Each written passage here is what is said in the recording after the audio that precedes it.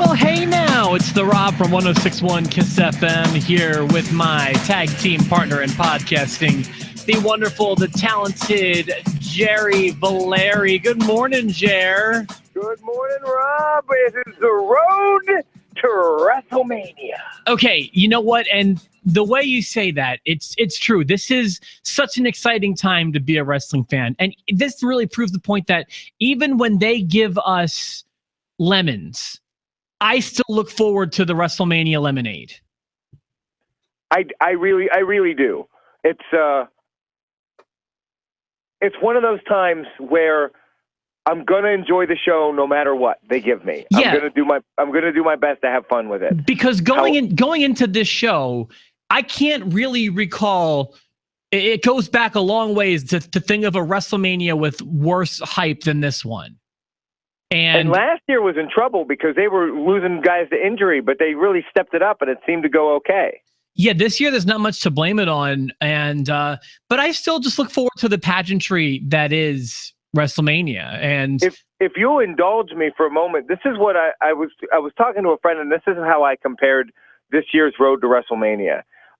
Every year when I was a kid, when I was like 8, 9 years old, we would drive from Pennsylvania to Myrtle Beach.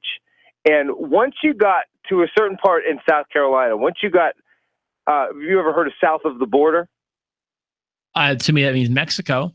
Yeah, but it's not. It's this place on the way to Myrtle Beach called south of the border. And Pedro is the guy with the big sombrero, and he's like a 50-foot Pedro there. And there's all kinds of games, and you can stay there, and there are pools, but no one ever stays there. You just buy a bunch of knickknacks, and there are bars, and it's just this oasis on a desolate road to Myrtle Beach.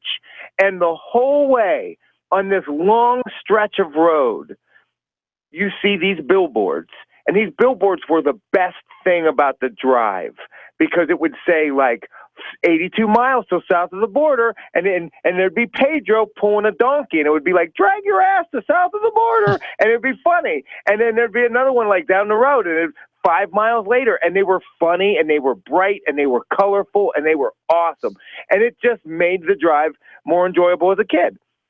I went back to Myrtle Beach with my kids when I was 30, and we took the same road, and the billboards were the same ones that were there when I was a kid, and they were battered, and no one took care of them. Nobody made sure that they were colorful or bright or even standing up. And no one paid enough attention to it. They didn't pay it any mind, and the road to south of the border was sucky. And it was sucky, and it was boring, and it was depressing. And that's what this road to WrestleMania is. No one paid any mind to it. Nobody cared. And they just kind of slapped, well, we got WrestleMania. We need an Undertaker match. Undertaker. There it is. Hey, there's Shane McMahon. Wow, give him a match. Well, I see where you're going with this story. Oh. A good thing we have it's vacation week here, spring break, so I don't need to get out of the studio exactly at 10. Right, it's not that long a story. I'm just giving you crap. Come on, I wanted to paint the picture. You did a good job. But you know what, and the outcome is correct as well, because there has been I just can't believe how awful the buildup has been for this year's show. But I mean, I'm excited for things even building up to it. Like, I mean, obviously, as we've mentioned before, the Hall of Fame class this is the best one. This is the best class they've presented yet. You know? Yeah, I'm excited for Saturday night, because that's when they do it, right? Saturday? No, it's going to be Friday this year. Usually it is Saturday. Okay. But Saturday will be the NXT takeover, which I'm also excited for. And the day before, I think Thursday is there's going to be a Bring It to the Table, which is a show I found myself really enjoying. There's only been 2 episodes so far. This will be the 3rd, but I think it's a very good show that doesn't seem to have like a regular time slot or whatever, but I like what they do on it. As long as they allow them to stay genuine on them, because I went and watched the 2nd episode, man, Corey Graves just says what he's thinking, and I like that. Oh, so you did watch it? Did you like it? I loved it. Yeah. Good. because I thought you would. And I like that he just said that. Like the part about Shane McMahon fighting AJ Styles was, I thought, really refreshing. And I just found something else out this morning as I was trying to catch up to the news in the wrestling world. That was not the first match pitched for AJ Styles. Do you know what they had for him originally? No, what? Shawn Michaels, but Shawn didn't want to do it. Shawn didn't want to do it because he didn't want to work with AJ, or he didn't want to do it because he knows he couldn't work it? I just think he doesn't want to, just the commitment to getting into WrestleMania shape. And I don't think it was an AJ thing whatsoever, but and I don't know if that one would have, because it's his first match. And I don't know how long, what's it almost, what's 8 years now or something like that. Yeah. And, I'm not positive it would have delivered the way we would have wanted it to, although not that it'll be any worse than Shane and AJ. That's still one of there's a lot of sour points for this year's WrestleMania, that being one of them. We'll talk more about that because I've got, that kind of stems into some of the results from Raw last night. You watched the show from Philadelphia? I did watch it from Philadelphia. We talked about this. This is your home stomping ground. I've been to 2 Philly shows with you, and I'm not a Philly boy, so I feel a connection to the Philly crowd. I love the Philly crowd because you never know what you're going to get. Yeah, but they didn't really do much last night. They didn't really. They're nothing. Like sometimes you want them to kind of take over, and they didn't last night. I thought they'd kill Roman, but yeah, or like Xavier Woods or whatever. Yeah, Roman too, and so it wasn't the most definitive Philly show, but I've seen so many wrestling shows and so many concerts in that venue, and yeah, it is very homey for me to see a show from there, and I always wish I could be there when they're at the Wells Fargo Center in Philadelphia. And I see pictures of inside the arena before the show on your Facebook feed. People are getting excited from your hometown. It's just fun. Yeah, no, it is very cool. So that's that was it's my favorite building that they go to, because you never know what Philly's going to give you, but they were kind of pretty normal last night. Right. Wait for next week's crowd to be the exciting one. Right. So how do you want to do Raw today? Do you want to just go front to back, or you want to just pick parts that you liked and didn't like? Well, why don't I start with, I've got notes that go chronological. I don't have stuff from every segment, but I've got stuff. And you want to do it like that? Yeah, I'll follow along. Started with a really long women's segment that involved, all the women involved in the WrestleMania match. It seemed to drag on a little bit for me. I don't know that they needed all of those segments. The first thing that jumped out at me is, we've talked about this before, boy, Nia really needs a mouthpiece.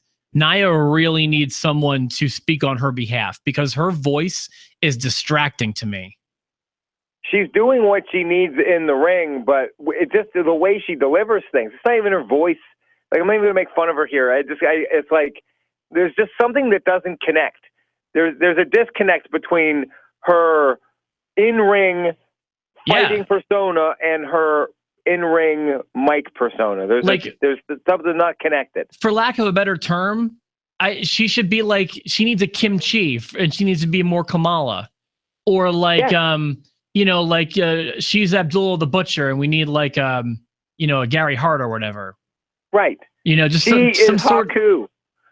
She needs a Bobby Heenan. Yeah, just like she's the beast, and we need someone to just kind of. Even Lesnar and Heyman is a fair comparison. I'm not saying she's. There is a disconnect. Like this happened. Remember when Chyna was like a dude, and like before she had like the surgeries and stuff, and like anytime she spoke, it just sounded really odd, and it just takes you out of the moment.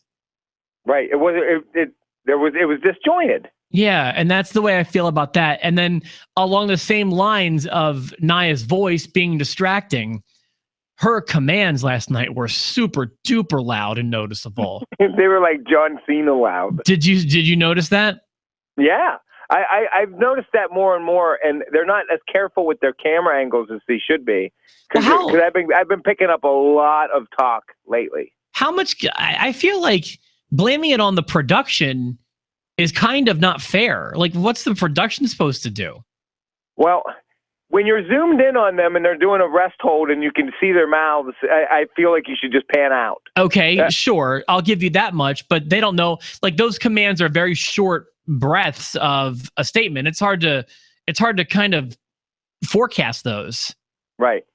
But unless you're Nia, where it's like, it's super noticeable. And, I was surprised none of the commentary was like, oh, Nia talking trash while she's, like they didn't have to cover for it. But I thought it was very distracting. Some of the worst I've seen in a while. Well, and I don't understand how the women get caught ever because they have long hair. You'll never see Bray Wyatt. You'll never see Bray Wyatt calling a shot because he uses his hair to disguise it. It's the guys like John Cena or Dean Ambrose that they've got no hair there. Yeah, no, it's a very effective tool for masking that stuff, and it's helpful. And yeah, I couldn't believe how much I was seeing of that.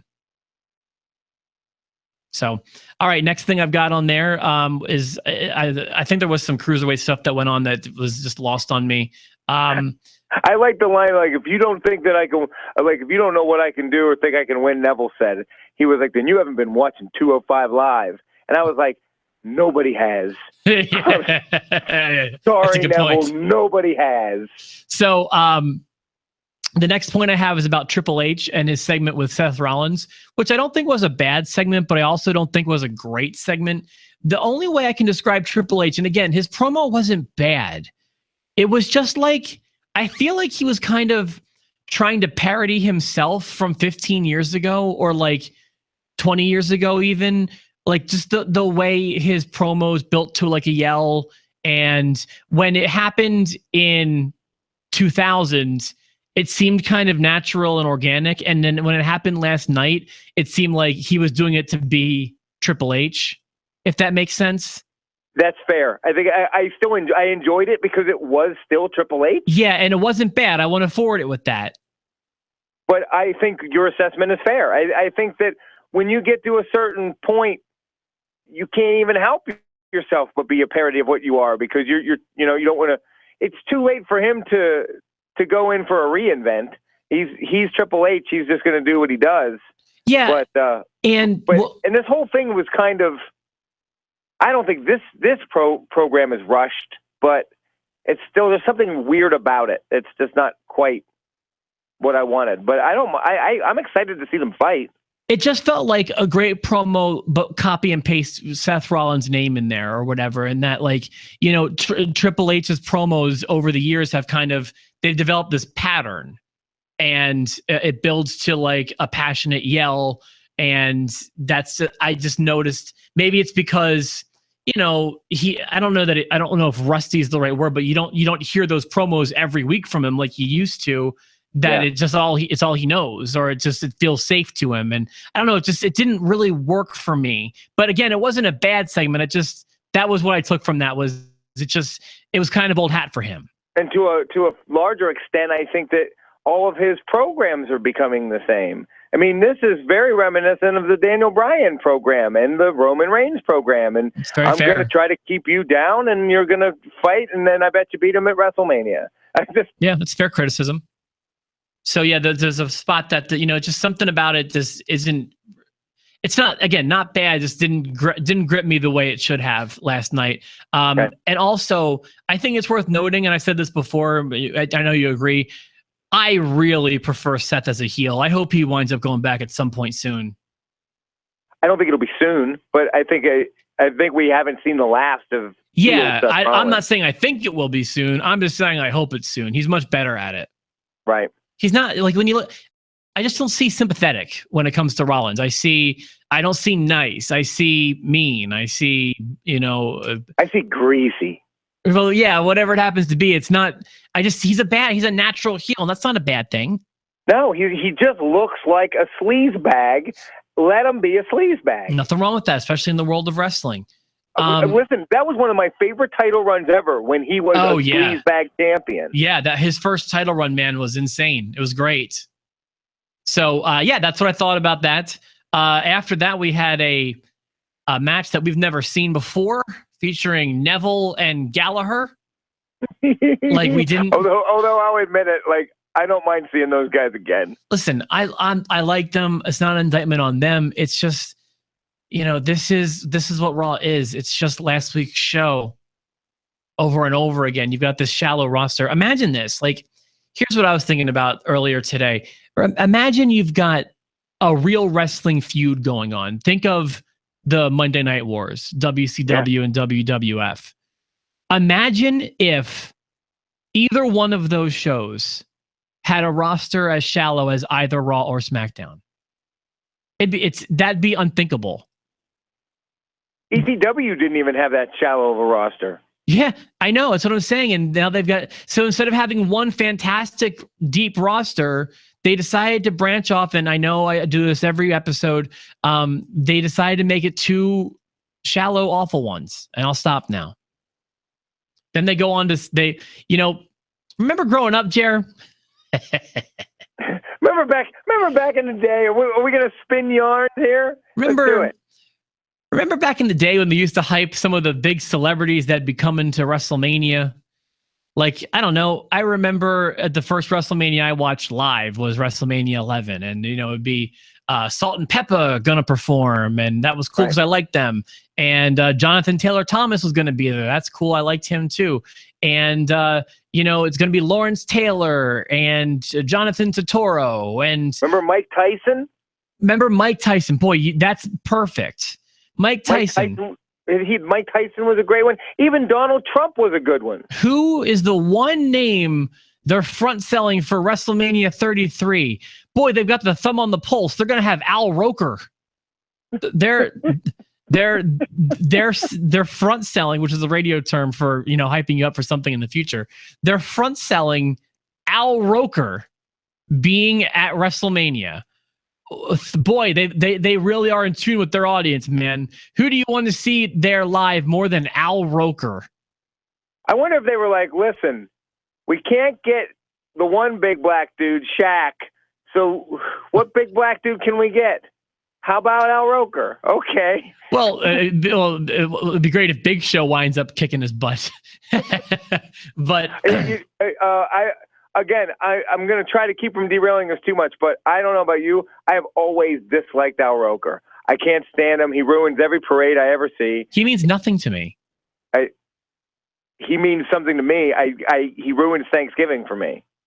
Steve made the point of they are mentioning Pitbull in the advertising too, but at least he'll be performing. And you also mentioned Lunch Money Lewis, who, what is this? This is like... What's a Lunch Money Lewis? Am I not cool enough to know what a Lunch Money Lewis is? He's an artist that had like one, I'm talking a small time hit, one small time hit. I think he happens to be on that Green Light song, which is not a good song. Like, that's not the I'm getting mad again. Like, why? Like, I always want to like the WrestleMania theme song. Why did they choose this awful Pitbull song? I don't know. So it's really missing for me. But then, okay, time to move into the Undertaker segment. This should save things, right? This is when everything's going to get better. Undertaker is going to be there, guys. He's back. Yay. This is exciting. Yay, Undertaker. He's been back since episode 900. SmackDown 900, man. He's been a full-time back, like he's never been gone. So it's not at all exciting to see him. And I hate that they've made me resent the Undertaker and even his presence before WrestleMania. Like I resent his presence. I hear the gong and it makes my stomach turn. So there are two points that I wanted to make about last night's Taker and Reigns segment. First was, okay, so they got this video package made up, very vintage Undertaker as far as, at a graveyard, kind of spooky, dark feeling, you know what I mean? And that's fine or whatever, but kind of just like the Triple H thing, it's Undertaker for the sake of being Undertaker. There was nothing personalized about that except for they had the Roman Reigns epitaph as opposed to every other one. It just was empty to me. It was creatively empty. They waited far too long to start developing Reigns and Undertaker. They needed to do this. I don't care if Undertaker was like, I only want to work the 3 weeks before WrestleMania. I don't care. Work 6 weeks before Mania. You needed the time. There's no depth to this story at all. This is every Undertaker WrestleMania feud in the past 10 years. He needs to put in more than 3 weeks is what he needs to do. Just for a story-wise, you need more. The only time it ever worked was when he did Bray Wyatt, and that's because Bray Wyatt carried him like a U-Haul the whole way to Mania. He showed up one time and beat Bray Wyatt. That was it. Yeah, and then so the only way I can describe the recorded portion of the Undertaker's promo last night is just, it was creatively empty. It's what they do every year. It's cut and paste. And that's why I'm really resentful of it. So there was that part. And then I thought that they really dropped the ball after that too. And I hate to keep, I've said nothing kind really about this Roman Reigns Undertaker thing. And I'm going to continue that. And I'm just being honest with you guys when I say my feelings about this. But so they go from the recorded promo to the live in the Wells Fargo Center. Undertaker, materializes in the ring, right? Remember? Right. And okay, so Roman Reigns did nothing. So I don't care if the storyline is Roman's not afraid of Undertaker. If that's the way they want to go with it, fine. Usually they go with the person fighting Undertaker is a little spooked out by him. But if you want to flip the script a little bit and say Roman's not scared of Undertaker, fine. That's the way we can go. I'm cool with that.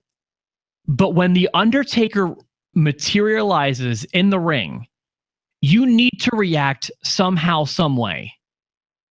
And he didn't. Can't be cardboard. And I know I'm sure he was going for stoic and unaffected, but you need to, you don't have to play the coward. You don't have to run from the ring like Yokozuna might do, or Kamala, or whatever. You don't have to be Strowman now. or Braun Strowman, right? You don't have to be terrified, but you at least need to react to his appearance. You need to react to his materializing in the ring. Something had to happen, and it didn't. And I urge you, if anyone's going to defend him, you need to watch that segment again, because there was a reaction that was clearly missed in the segment last night. He's wooden, dude. He's wooden. He can't make facial expressions. He doesn't do it. It's not what he does. And I hate that they buried Braun Strowman for this angle, and now Braun Strowman's going to be in the Battle Royal, and he's going to lose to the Big Show, who's going to have his last Mania moment ever, and that's a thing. Yeah, and I don't know if this is Undertaker's last Mania moment ever, but it's making me really wish it is. I kind of got off the I hate Undertaker train a few years ago because I've appreciated his decades of contributions to the company. But now I've never been on that train till this year.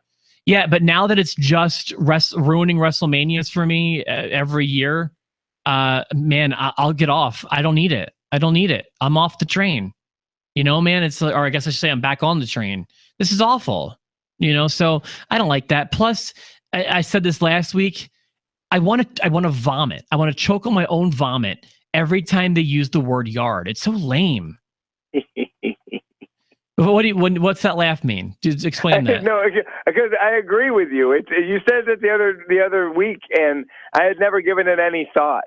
And then all of a sudden, and now I pick up on it, and I'm like, oh, I hate it. But it's funny. You and I are here, and the things that we can't stand the most are the things that are never going to change.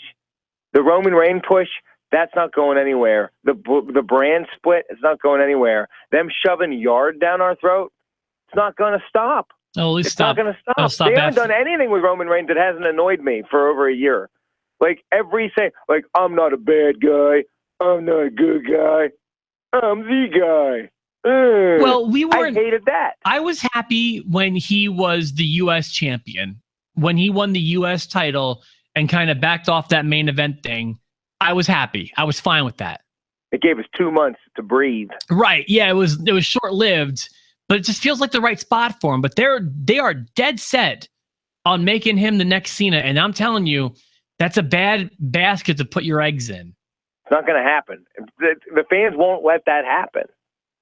All right. After that, we had another segment that seemed like it was on its way to be I wrote down, because I make note of all the matches that are rematches or feel stale, as far as rematches go. So it looked like Enzo and Cass were going to take on Gallows and Anderson, which didn't actually happen. But had that would have happened, it would have really been stale to me. Amidst all of this negativity that I'm bringing to the table today, and I know that I'm bringing a lot of it, I'm into this three-way tag match. Like I'm okay with it. Yeah, actually, I'm kind of there too. Although to finish off, well, actually, you know what? I'll save this for Do you think later. they're going to make it a ladder match? I thought about that, but I don't think so now. I think if you did it, you had to do it last night. Okay. You know what I mean? Plus, are those 6 guys you want to see in a ladder match? No. Yeah. Never mind. You know what I mean? So that was my thought about that. But yeah, I'm not disappointed in the feud. I'm not opposed to the match.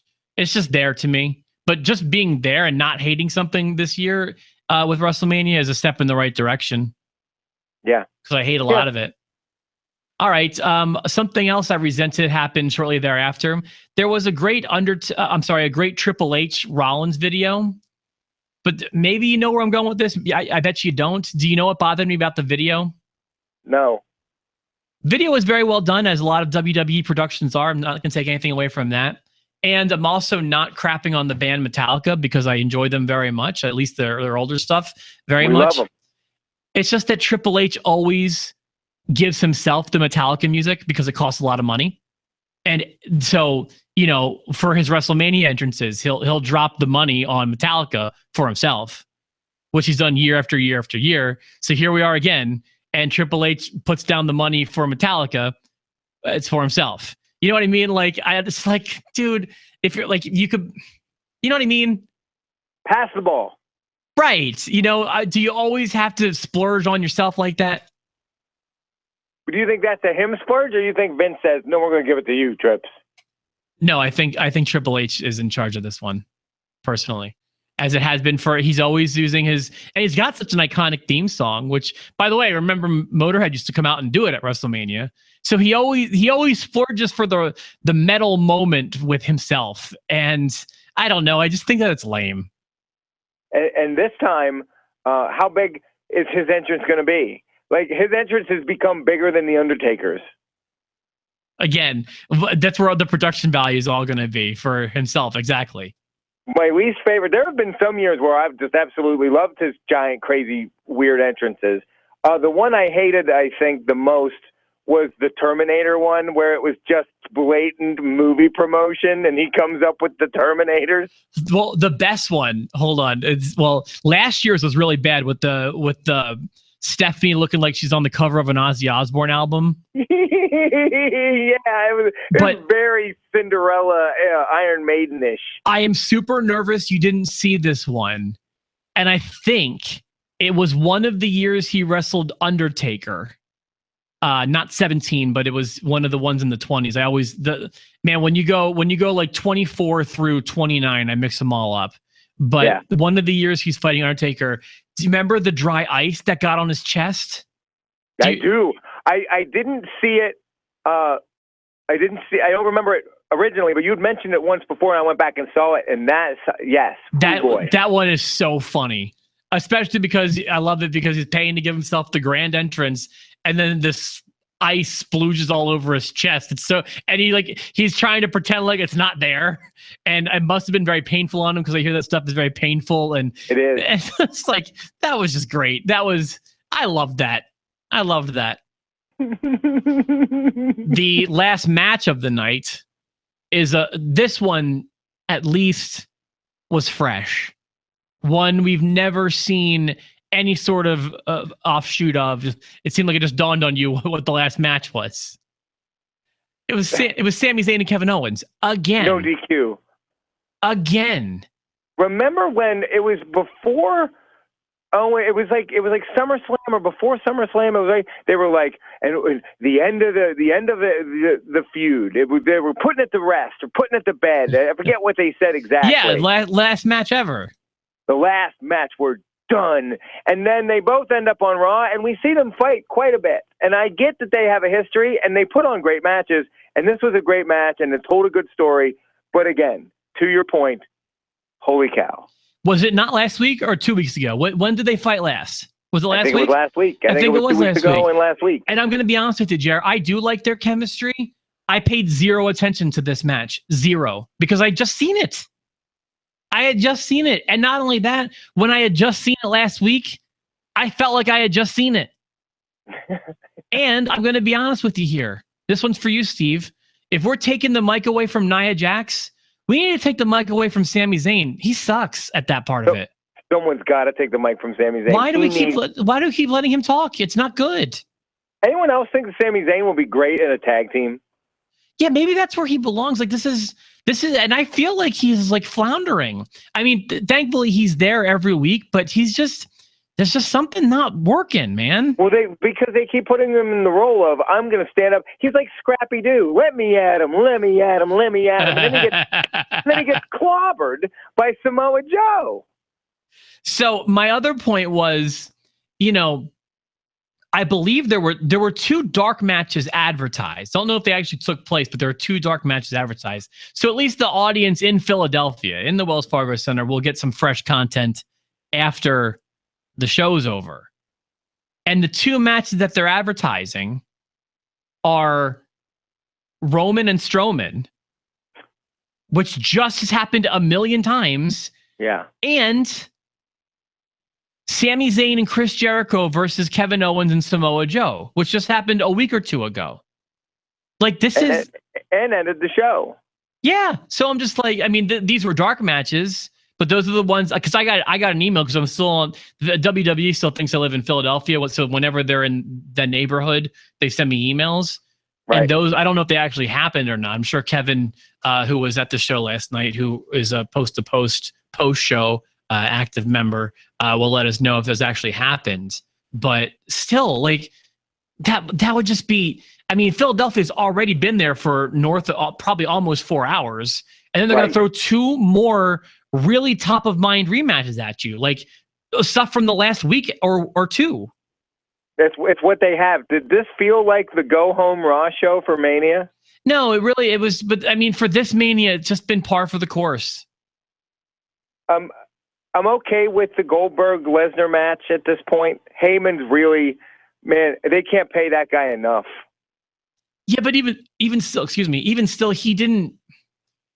Like I'm content with it, I guess, and he's good at what he does, but I'm not like where I should be for excitement with this. And you know, just how like once Goldberg appeared last night, it just became creatively phoned in again. Like that's the thing. It's like the Triple H thing, creatively phoned in with Rollins. The Undertaker Reigns thing, just creatively phoned in. And then Goldberg and Brock creatively phoned in. Just have them appear and have them fight.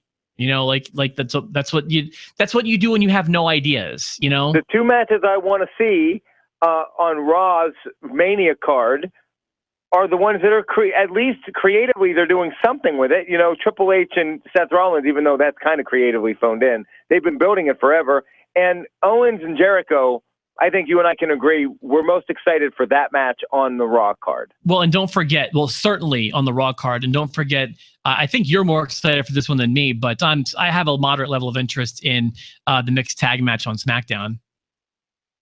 Yeah, I'm interested in it. It's definitely not creatively bankrupt, at least.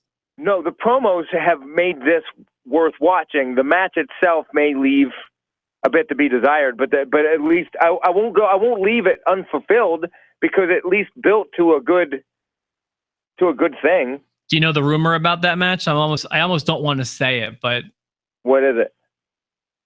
I guess I'll say it. The rumor is John Cena might propose after the match. GD. Well, at least if he's going to do it, it's like with the feud where they're making fun of him for never proposing and, you know, making fun of their relationship.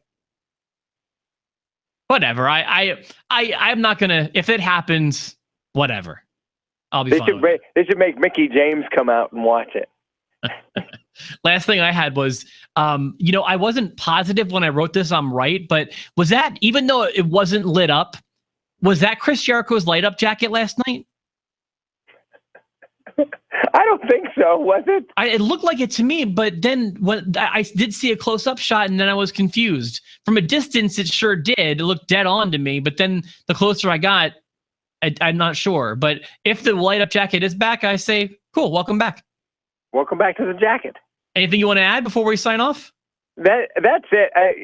That's it. I could complain about Braun Strowman a little more, but go for it. No, I just don't understand why they're just like, well, we don't have anything to do with this monster we've been building since September. I guess we'll just let him get in a battle royal. It's such an easy way out with him. He could have had a match. Even the battle royal is becoming creatively bankrupt, and that's really this. If you had to have a subtitle for this year's Mania, it's just creative bankruptcy, especially on the Raw side. SmackDown's kind of got some stuff going on, like.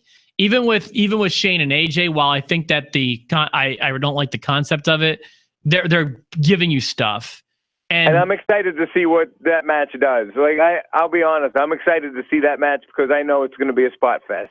And then you got the mixed tag match, which I also was not excited for when I heard the idea, but they've made me care, so that's good. That's what wrestling's supposed to do.